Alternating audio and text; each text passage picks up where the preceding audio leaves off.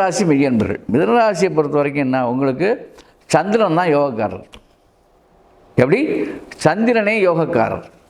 அப்போ சந்திர பகவானை நீங்கள் இருக்க பிடிக்கணும். அப்போ திங்கட்கிழமை உங்களுக்கு யோகமான நாள்.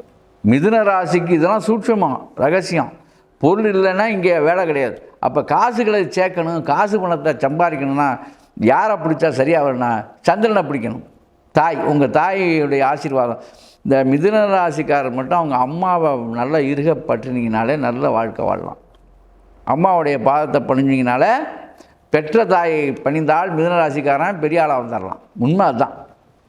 அப்போ மிதுன ராசிக்காரங்க வந்து திங்களூர், தஞ்சை போகிற வழியில் இருக்கக்கூடிய திங்களூருக்கு போய் திங்கட்கிழமை அன்னைக்கு சந்திரன் பகவானை தரிசனம் பண்ணுறது ரொம்ப சிறப்பு. திருப்பதிக்கு போயிட்டு வர்றது ரொம்ப சிறப்பு. மிதுன ராசிக்காரன் திருப்பதி போயிட்டு வர்றது ஏக சிறப்பு. ஏன்னா சந்திரனுடைய கணங்கள் அங்கே தான் வந்து சந்திரனுடைய ஆகர்ஷணம் அதிகமாக இருக்கிறதாக சித்தர்கள் சொல்கிறாங்க.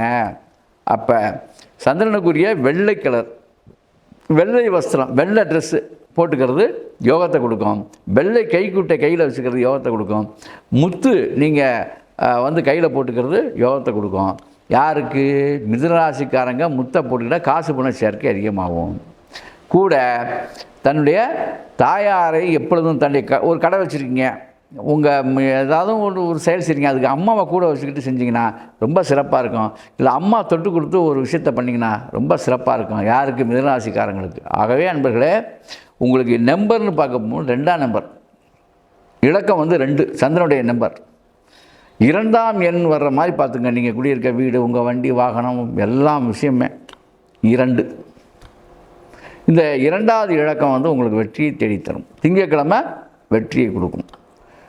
எல்லாமே உங்களுடைய பேர் எல்லாமே பார்த்திங்கன்னா இந்த 2 வர்ற மாதிரி நீங்கள் கொண்டு போயிடணும். வாழ்க்கையில் 2ஆக இருந்தால் வென்று விடலாம். 2 வென்று விடும். உங்களுக்கு 2 வெற்றியை தரும். ஏன்னா சந்திரனுடைய நம்பர் அது. அதே மாதிரி பௌர்ணமி தோறும் நீங்கள் வந்து பெண் தெய்வங்களை நீங்கள் நிறைய வழிபடணும்.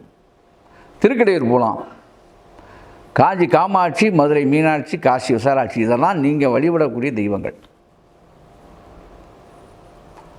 இதை விட நீங்கள் வந்து இதுக்கு போகலாம். முக்கியமாக அலமேலு மங்கைபுரத்துக்கு போய் அலமேலு மங்கையை தரிசனம் பண்ணிங்கன்னா ரொம்ப நல்லது. பௌர்ணமி அன்னைக்கு. யார்? மிதுனராசிக்காரங்களுக்கு ஒரு சூட்சம் சொல்கிறேன். ஏதாவது ஒரு பௌர்ணமி கரெக்டாக கணக்கு வச்சு பௌர்ணமி அன்னைக்கு நீங்கள் அலமேலு மங்காபுரத்தில் திருப்பதியில் இருக்கிற மாதிரி பார்த்துக்குங்க. உங்கள் வாழ்க்கை பிரபலமடையும். உண்மை அது. இதெல்லாம் எளிய முறை. நான் சொல்லிட்டு வர்றதுலாம் சும்மா இந்த ராசி பலன் சொல்கிற மாதிரிலாம் இல்லை. என்ன தேவையோ அதை நம்ம சொல்லிகிட்டு இருக்கோம். நம்ம சேனலில் என்ன சொல்கிறோம், எதுலாம் ரொம்ப எளிய முறையில், முக்கியமாக எளிய முறைனா மிக முக்கியம் வாய்ந்ததாக நம்ம சொல்லிகிட்டு இருக்கோம். ஆக எல்லா ராசிக்காரர்களும் இந்த மாதிரி வந்து 12 ராசிக்கும் சொல்லிட்டு தான் வரேன். அதனால் உங்களுக்கு வந்து இதுதான், இதை நீங்கள் பயன்படுத்துங்க. இதில் வந்து சரியாக இல்லைங்க அப்படின்னு சொன்னீங்கன்னா உங்களுடைய பிறந்த நேரம், தேதி, வருஷம் இதை எனக்கு அனுப்பி முறையான ஜாதகத்தை, ஏன்னா ஜாதகத்தில் தப்பு இருக்கலாம் மேபி, ஏன்னா பலன் இதுதான் உண்மையான பலன், 1000% இதுதான் உண்மை.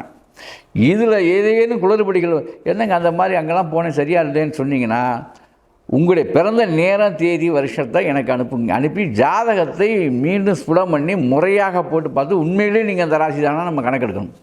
அப்படியும் இருக்குது, பார்த்துங்க. சரியா? அற்புதம், ஆனந்தம்.